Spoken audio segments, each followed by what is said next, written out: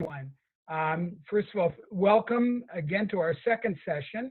And I think the way we have it plotted out, it'll take us in, we should finish right before Rosh Hashanah. So, hopefully we'll be able to plan on Wednesday nights together. And we're ready to get started. I'm going to share my screen with you. Rabbi, you'll let me know if there's any difficulty. I'm going to give everybody, I'm muting all. If they're, please feel free that if you have a question or if you have a comment, then by all means, you can unmute yourself.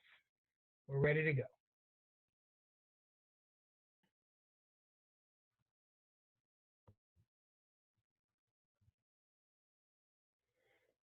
All right.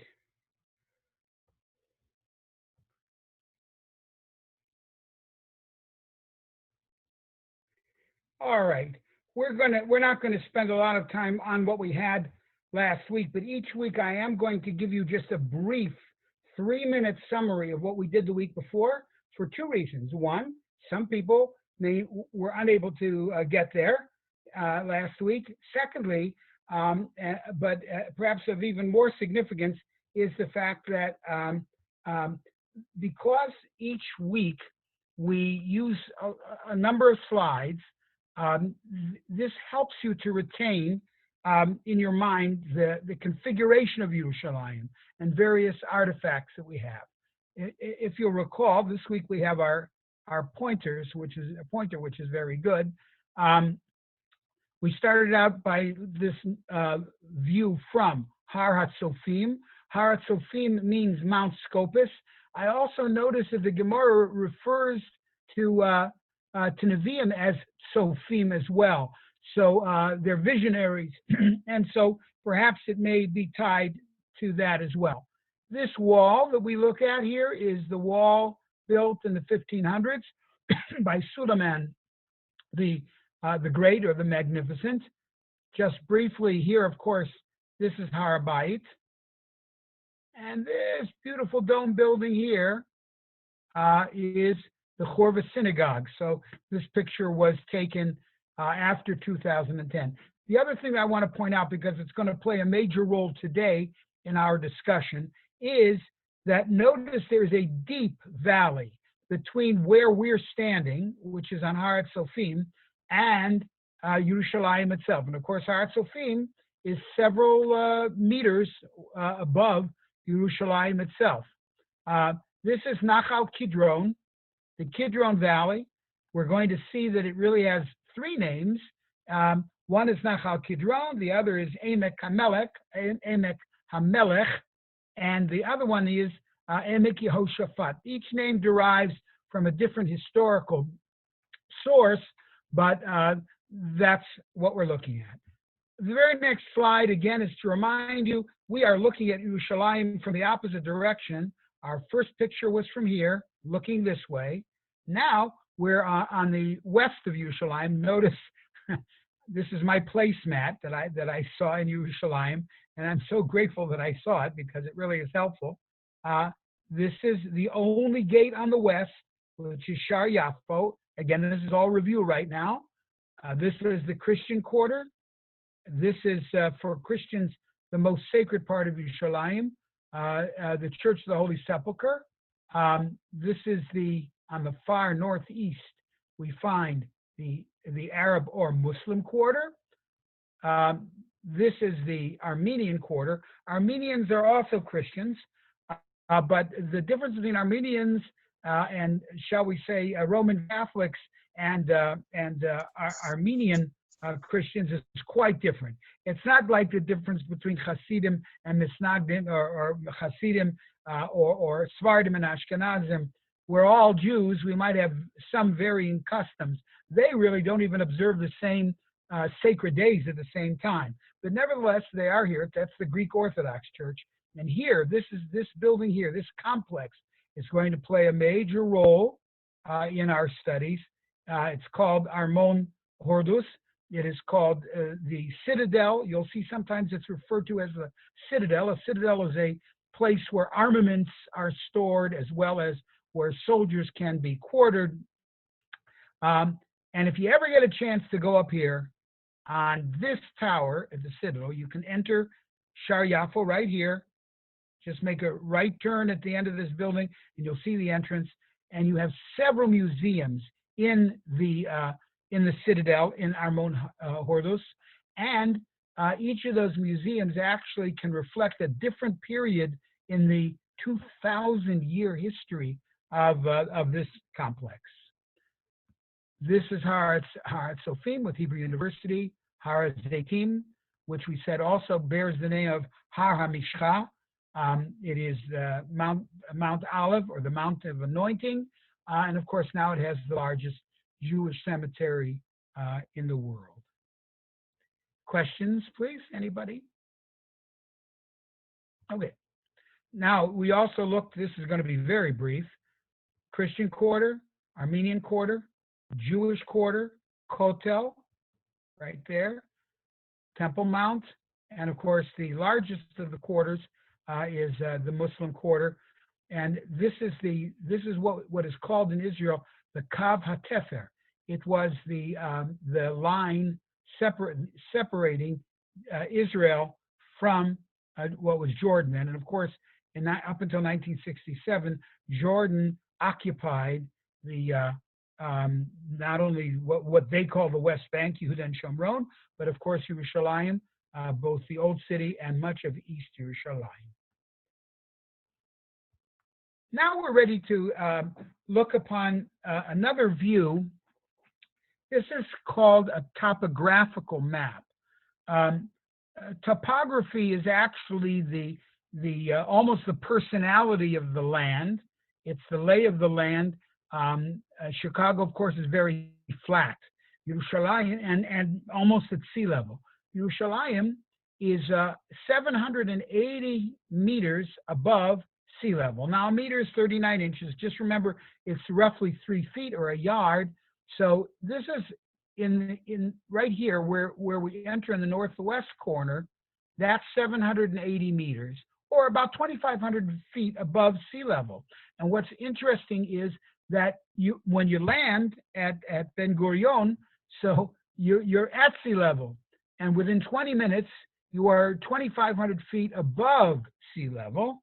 And that's, as you know, as you get closer and closer to Yerushalayim, you have a more and more precipitous climb to get there, especially if you use the old route from that came from the airport to what we call Route 1, or what they call Route 1, to get us first into the western part of Yerushalayim. Now, of course, there's at least one other route to get there. Notice once again, try to keep in your mind this configuration of Yerushalayim. It is approximately 1 square mile. We're not going to include this. There's no wall here now, but here's the wall. It's approximately 1 square mile. The total circumference in terms of the current wall is 4,000 meters, which would make it 2.5 to 3 miles. So if you wanted to walk around, it would be 2.5 to 3 miles to walk around. And as some of you may know, you absolutely can walk the walls. You can't walk near Har HaBayit. You can get right here, and you can also get yourself right about here. But this area is closed to people who walk the walls. Now, the lowest point at about 630 meters, or roughly, what is it, about maybe 1,900 feet, you have the city of the Ir David, the city that David himself captured, and at the very tip there is the famous Shiloach Pond, from which whose waters actually were used extensively in the Beit HaMikdash. They were taken from there for the Parah Adumah, and of course they were also used on Sukkot and various other important days of the calendar year. Just a parenthetical statement. You can see here this is not just this map, but uh, on all topographical maps, these are all bars. The closer these bars are, that's the deeper the configuration of the land is. And where you have bars that are spread out, so that's higher. So here you can see Harabait, which is right there, is higher, but it is exactly this Nachal Kidron, exactly this Kidron Valley, which protected Yerushalayim from serious invasion from the east. Now we're going to see in just a few moments that there were attempts, but they were not really successful to attack Yerushalayim and conquer it from the east. Questions, please. As I go, after I complete a slide, I'll ask for questions or comments. Okay. Remember, you can unmute yourself too. Everybody's muted, and I hope everybody can hear me well. Now we're going to look at the Canaanite period, which is the period from 2000 BCE to roughly 1000 BCE, which is when David lived. Avram Avinu was about 1800 BCE. And you know, the Torah itself says regarding Avram Avinu coming to Eretz Israel, "V'hakanani az ba'aretz." The Canaanim had already settled the land by then. There are various different interpretations, of course, of that, but nevertheless, the Torah itself testifies that by the time Avram Avinu arrived, Hakanaani az ba'aretz, it had already, the Canaanite period had already begun. Also, we need to know that a number of the small nations that were there were also called Canaanim to some degree as well. So it's both a generic name as well as a specific name for nations. Now, remember also, please, that nations in those days did not have 350 million. They did not require 350 million doses to protect themselves from plagues. If they had 1,000, 2,000, 3,000 people, very often that in itself was that could constitute a nation, an am, because they began from families, and then of course they then went from there. Now, this is slide number 7. You should be able to see on this particular section. Once again, we're looking at our topographical map, and I think it's probably a lot easier to see the very narrow bars, which indicate a valley, a deep valley. And also, here you can see how wide the bars are up here, because this is called the upper city, all of this. In other words, the entire northwest and southwest part of the old city of Yerushalayim was referred to as the upper city, Ha'ir Ha'elyonah.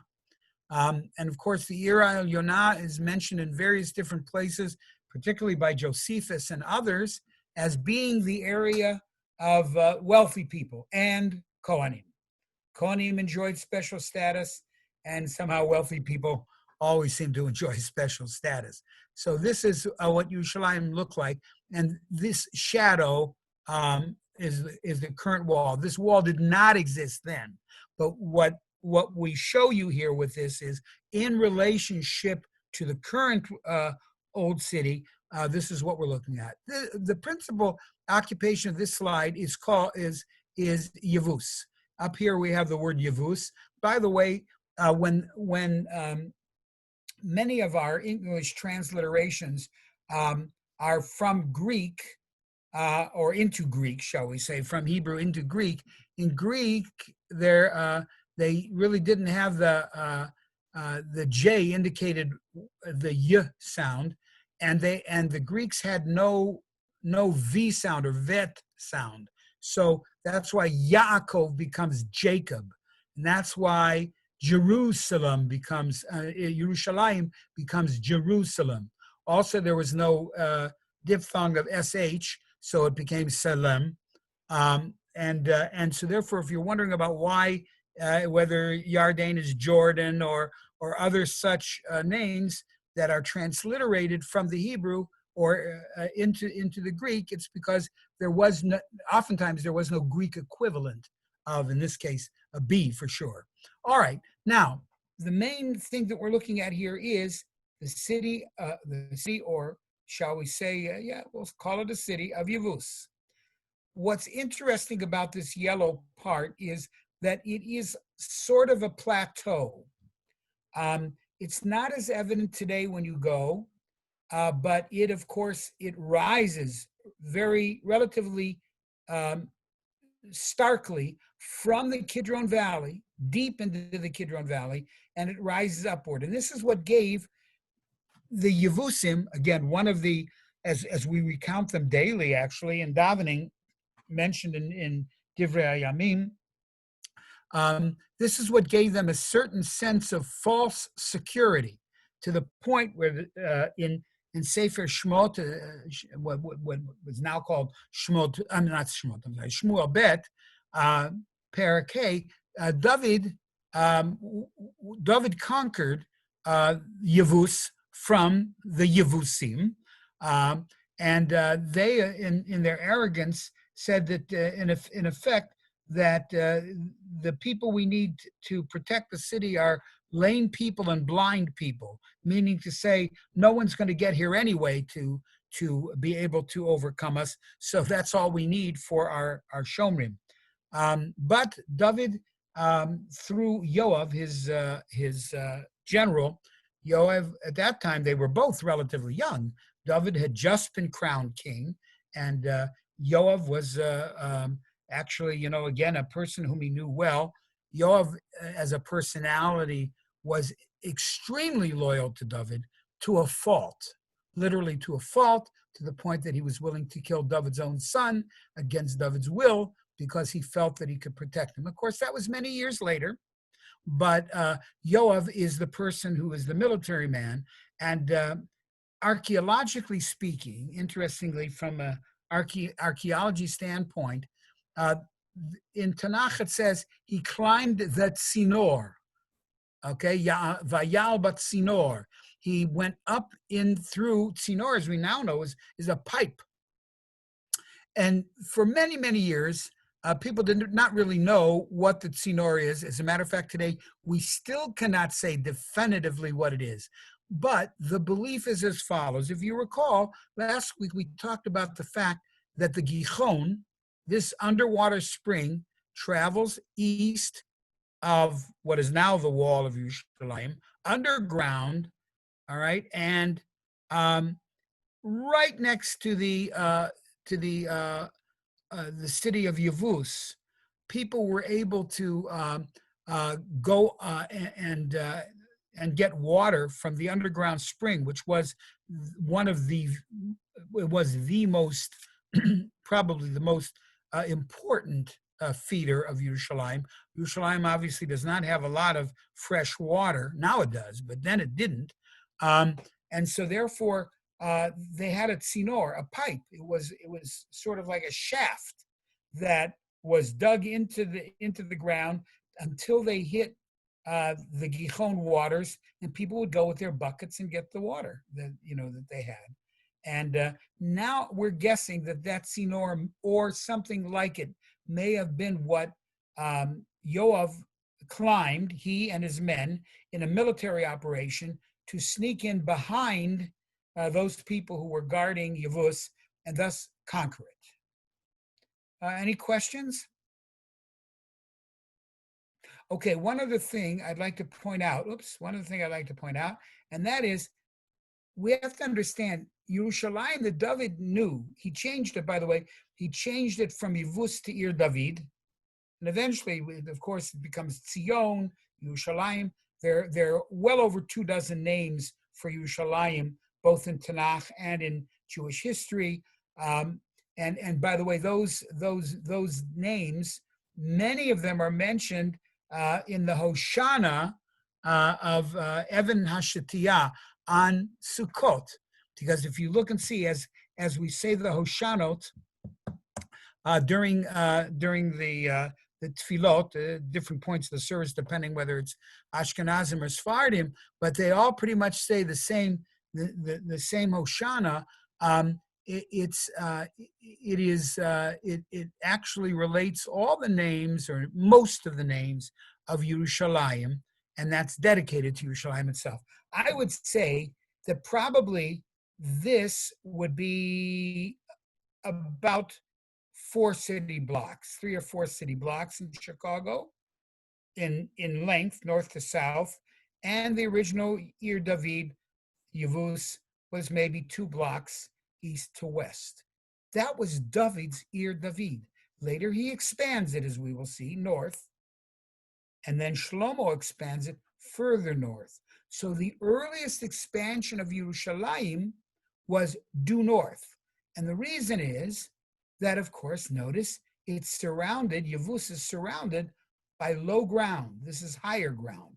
And again, you don't want to, I shouldn't say you don't want to, but very often cities were created in such a way that they have to be defensible. I'm not so sure that Chicago was created to be defensible, although I'm sure that was a consideration. But in those days and in that location, your first order of business is to make sure you could defend the city. So it's built above the depressions in the ground, as that's why the topographical map is so helpful to us. Now, while we're at it, I'm just going to briefly say, and then you're going to see how it plays itself out in other ways. There are not just like there were hills around Yerushalayim, high hills, Harim, Har Tzofim. There are 4 of them basically: Har Tzofim, Har Zaitim, which is also Ha Mishcha, Har Tzion, which by the way would be here, and of course Har Habayit, Har Moriah, right there. But there were also deep valleys. This is a very sort of a unique situation. And there are 4 valleys that protected the residents of Yerushalayim. One way you protect yourself is because you're on higher ground. The other way is to make sure that you are, so to speak, lording over the lower ground. This, as we said before, is Nachal Kidron. Its other name is Emek Yehoshaphat or Emek HaMelech. That's one. The second valley, and those of you who have ever stood on the wall, southern wall of Yerushalayim, you can see magnificent view. This is Gei Ben Hinnom. Gai is a ravine. Gei Ben Hinnom. It shall we say, has a certain degree of infamy in that Molech would perform the rituals that often either ended in the death of the children or terrifying them. That was Molech. And Molech lived and engaged in the rituals in Gei Ben Hinnom, right here. That's the second valley. The third valley goes right across here. We're going to see how it plays before today ends. We're going to see the third valley is called Nachal HaTzolev, or in English, simply the transversal valley. Solev means is transversal. Here's verse is a side, trans is a cross, from west to east. And that was an important valley because that in the early days of Yerushalayim, that's how they kept people out. They built a wall here, as we will see. And just to orient you, those of you who have gone to Yerushalayim and instead of making that right turn to go around to Har Habayit, you went straight down those narrow steps of the alleyway, straight. Don't even turn. That's you're walking in the transversal valley, and that's where the Arab Shuk is. The Arab Shuk is right there. You walk all the way till you get to Har Moriah or to Har Habayit. The last, so you have Nachal Kidron, you have Gei Ben Hinnom, the Hinnom Valley. Here you have the transversal valley, and coming straight down this way and intersecting with the Hinnom Valley is a valley called, it has different names, but it's most commonly known as the Tyropian Valley. When you stand at the Kotel, whether on the women's section or the men's section, it doesn't matter whether it's even the new place that they set up for prayer on the south, all of that, you are in the Tyropian Valley. Okay, Those are the four valleys. All right. Questions, anybody? Okay. All right. Now, here, we're not going to spend a tremendous amount of time on it right now. Some of you may be very aware of the excavations, which are called Area G in the Ir David, in the city of David, which is, changed from Yevus. It's also it's also called Sion. It is just south of the old city. Here's where the old city ends. And then right across the street, this becomes the Ir David. What you're looking at here, and some of you may well have visited it, is the excavation called Area G. In Nehemiah and in other Sforim that talk about the narrative of the time, they make mention of a place called Hamilo, Mem Yud Lamed Aleph Vav. Its name implies that it filled in a certain location. And what you have here is when, with the courage of Israel's soldiers and with Hashem Yisborach's care, we were able to liberate Yerushalayim from the occupation of the Jordanians. We were able to more fully excavate this area. The excavation actually was started before 1967. But those of you who are there, you can see there is a terraced wall here. That was done largely for protection. Eventually, there were buildings that were outside the wall that developed. There might have been another wall which came out around here too. But and here we found many important archaeological finds. Not the least among them are seals. That would be stamps seals, not ARF seals, that represent important governmental officials mentioned in Tanakh. So we find literally, so we know what we found here. One of the things that we certainly need to mention is to be a person, who, archaeologically speaking, a person who is an archaeologist must know Tanakh inside out. They must know Mishnayot, not all Mishnayot, but many, many Mishnayot. The more Mishnayot they know, the better equipped they are to be able to know what they're looking at. I think we've all had that experience, myself included. I'm looking at something, I don't know what I'm looking at. And it could be in Yerushalayim. It could be, let's say, if you go to Paris, and then they tell me, they say, so-and-so died there. I didn't even know he was alive. So if you don't know much about it, so it doesn't stick with you. So those who know archaeology well, know Mishnayot well. And I'm not going to get into whether, the religious aspect of it, but intellectually they certainly do, especially when it comes to the Beit HaMikdash, Mishnayot such as Masechet Midot and others, which give the exact specifications of archways and what an Amma was. We're going to see something at a later date that is absolutely astounding. Usually I tell my high school students, I think that it's fantastic, so therefore you will. And then they, of course, immediately say, think it's fantastic. But the thing is, I think you'll find this, but we're not ready for it yet, but it's a remarkable, remarkable discovery. Now, we don't have to go into this now because we're going to see this later. Questions, anybody?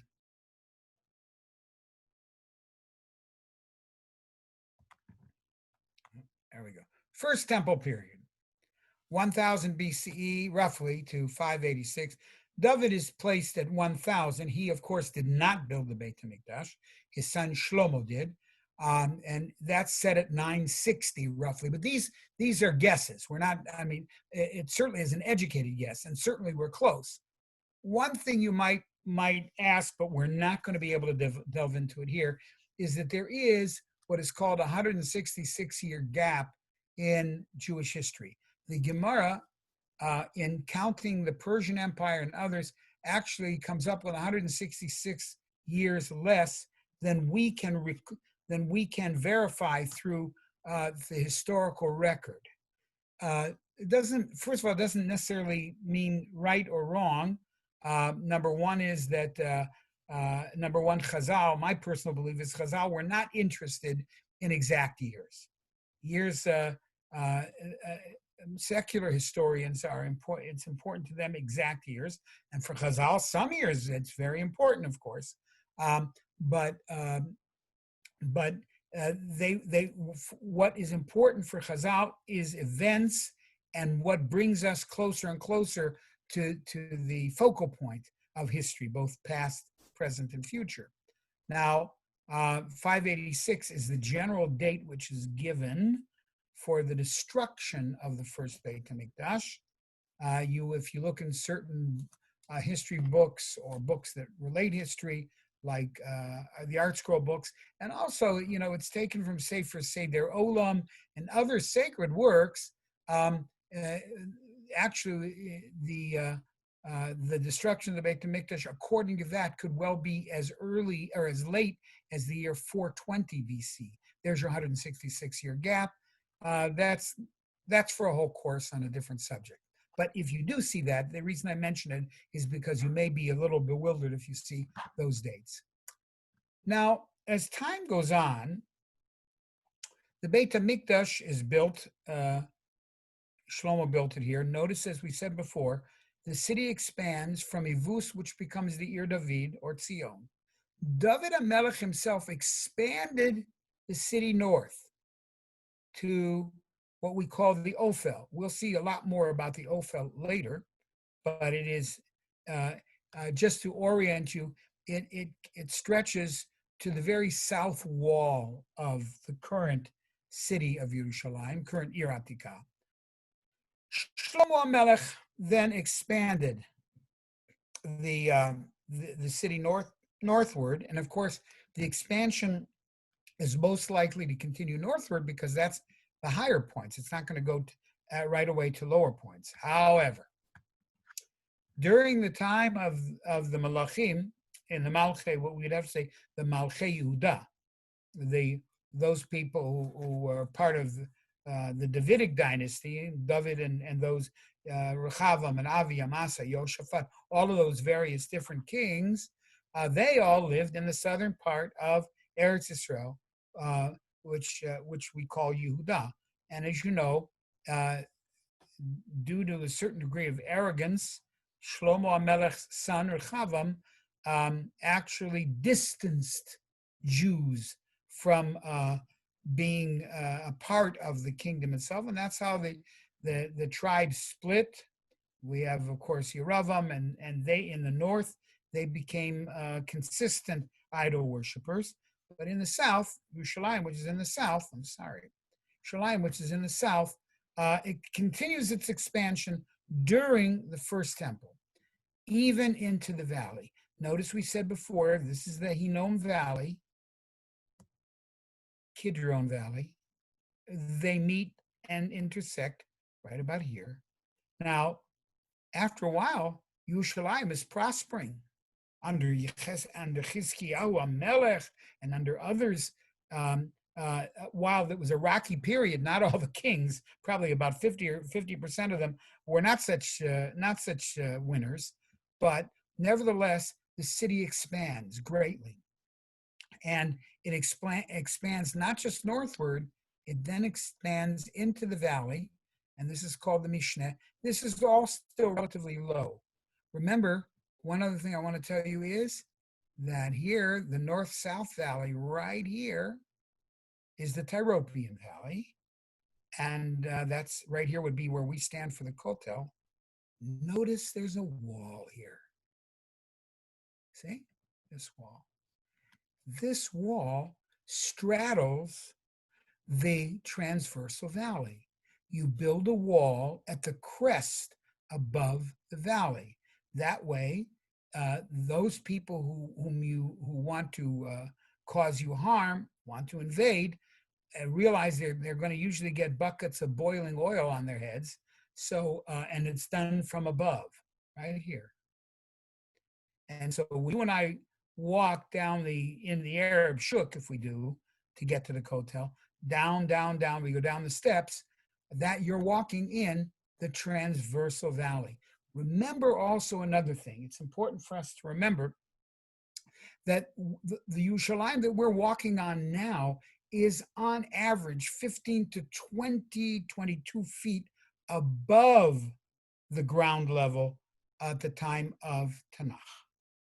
As a matter of fact, archaeologists have a general rule, and that is for every foot you descend, you go down 200 years. Now, it's not that neat. Like if I dig down a foot, I'm going to find something from the time of the Vilna Gaon. Not exactly, but because there are many other factors which can make artifacts turn over. Eretz Israel is on the is in an earthquake zone. There's a lot of garbage. There's also a lot of rubble that takes place, and so therefore, if you didn't dig down 10, if you dig down 10 meters, I'm sorry, down 10 feet, which would be 3 meters, you definitely will be able to come up with something if you're in the right spot. Come up with something from hundreds and hundreds of years ago. Okay, so this is what Yerushalayim expanded to. Of course, if they went into the valley, that necessitated the building of a wall down here. There was no wall up here. That wall is from, well, we'll see when, but this wall that we look at is from Suleiman in the 1500s. This was, I wouldn't call it prairie, it was rocky stuff. And we do have some remnants of this wall. Archaeologists have found it. This is Har Zion right here. We call it Har Zion. Okay. But notice the people in the valley were now then protected. Questions by anyone, please? Since we're talking about Chizkiyahu, my chance to show you a masterpiece picture. I'm happy about this picture because this picture is taken. Actually, I took this one. You're not going to see me in any of those pictures, so nobody need walk out. But one of the things I was literally on the Ir David, almost to the top of the Ir David, looking down into the Kidron Valley, which, as you know, goes from north to south, right along the Ir David. Now, what I would like you to think about, look at this picture. There's a lot to see in this picture. But what I'd like you to see is the contrast between here and here. And one of the things that in a class, I would ask my students, why is this such dark brown and this seems to be a chalky type of brown? And once they realize, as we've talked about, that underneath the Kidron Valley flows the Gihon, then we now know that, of course, it then provides water and nourishment for vegetation down here. This is the reason this is so dark is because it's damp relative to the mountain here. It's damp, and therefore it feeds the plant life that is above it, and that is the Gihon. Now, the word Gihon, I still am not certain about the origin of the word Gihon, whether it comes from the Shoresh Nun Gimel Chet. For those of you who are interested, I'll just quickly go over this. Nagach, Shoresh Nagach et Para.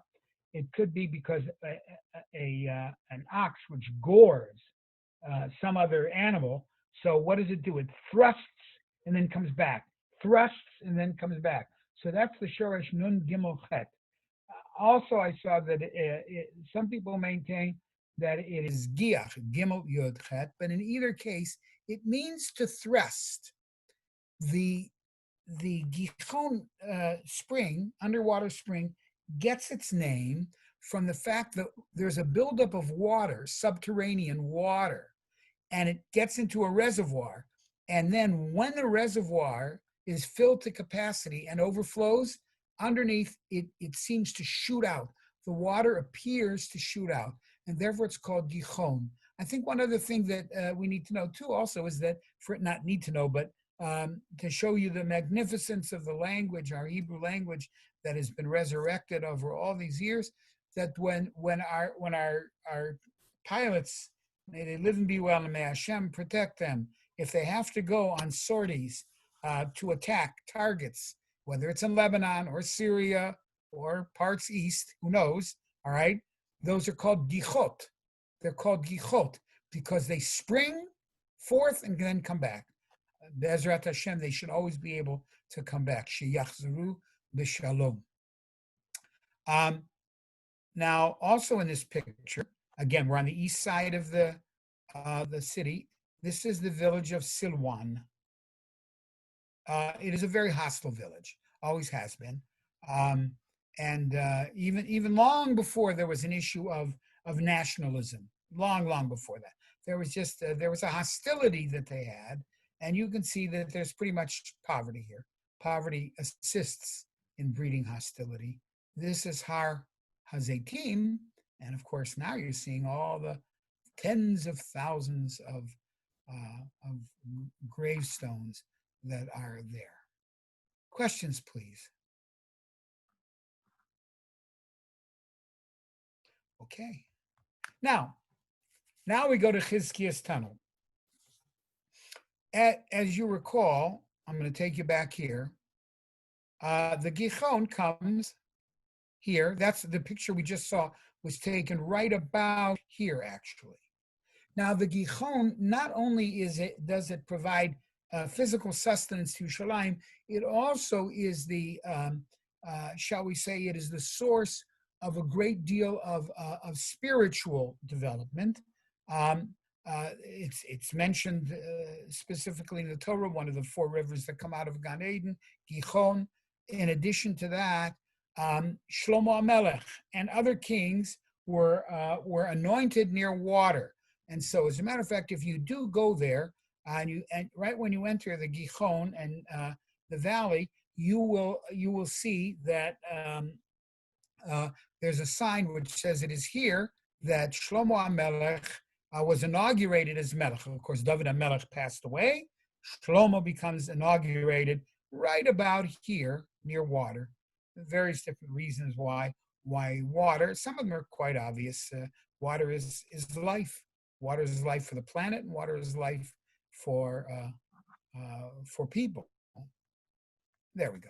Now, one of the attempts to invade Yerushalayim from the east was that of Sancheiriv, Melech Ashur. He was a king who actually had great success wherever he went. Assyria, it's called Assyria in English, and he camped in the Nachal Kidron, his soldiers, looking around, seeing if they could find a water supply to feed his army, to do two things: to feed his army, and of course to lay siege upon Yerushalayim. But Chizkiah HaMelech, as is mentioned in Tanakh, Chizkiah HaMelech created what is called there a ta'ala, or nikba. A ta'ala would be an underground tunnel to divert the waters of the Gihon, the underground waters, from being just east of Yerushalayim to under Yerushalayim. Now, once again, I want to take you here. Here is the Gihon, and it's at this point, right there, it's at this point that Chizkiyahu begins the project of diverting the waters. Instead of missing Yerushalayim, the waters themselves now are diverted under what we call the Ir David. It's about a half a mile project, and the tunnel ends here. Talat, it's also called Nikbat Chizkiah, and this is where it ends, and that, of course, is the famous Shiloach Pond. Now, if you can go there, it's a wonderful thing. I suggest that if you go in the summer, because the water will be lower then. If you go in the winter and the rains like this year, Hashem gave Gishmei Bracha to Artseinu Akdosha, so they were very high, and they're also very cold. I'm sorry. also very cold. So you can see now, the interesting thing about this project is it wasn't dug from north to south. There were actually two elements to the project. Almost simultaneously, the people started digging north. You had construction workers digging north here from Shiloach, and chiselers is probably a bad word, huh? Construction workers came from here, and they met about 150 meters from uh, from the um, from the Shiloach, and there they actually found, this was in the late 1800s or early 1900s. They actually found the place where both parties met. All right. Now, by the way, I think we had a similar thing in America with the Transcontinental Railroad, where people started from one direction, started from another direction, and they met. And of course, that's a point of great rejoicing. Now, here, there was indeed a point of great rejoicing. And they actually recorded and memorialized that meeting on a stone, which was found in about 100 years ago. And that was when Eretz Israel was under the Turkish control. And it now rests, that stone, which memorializes that exact moment, is found in Istanbul, in the museum there. So it's a pretty remarkable thing. Here, of course, you can see this is somewhat what it looks like. This is all chiseled out. Now, I'm almost ready to conclude. Was this a miracle or not? Well, of course, everything has in it Hashem Yisborach's hashgacha, but it doesn't have to be seen only as a miracle, because Yerushalayim and that area it consists of limestone rocks. And the limestone rocks are relatively easy to chisel, which is why they make good building materials. And the theory is that both the people that started on the north and the people that started on the south went on the same fault line. So if you're digging and chiseling out rock, it was done on a fault line. And therefore while it is an absolutely wonderful engineering achievement, it doesn't have to be on the level of, shall we say, Kriyat Yam Suf, or a 6-day war. All right, I think we'll stop here. And if there are any questions that you may have or comments you'd like to share, we'll do that in the last 5 minutes. Okay. Quiet. Okay. All right, everyone. So I want to wish everybody a good Shabbos to everybody. Hi, Sari. A wonderful, good Shabbos to everybody. And we hope we'll be able to see you next week. I think, like I said, we're going to go to, the series will go till the Wednesday before Rosh Hashanah. I'm in the synagogue, they'll let you know exactly when they're going, obviously with the exception of Tisha B'Av.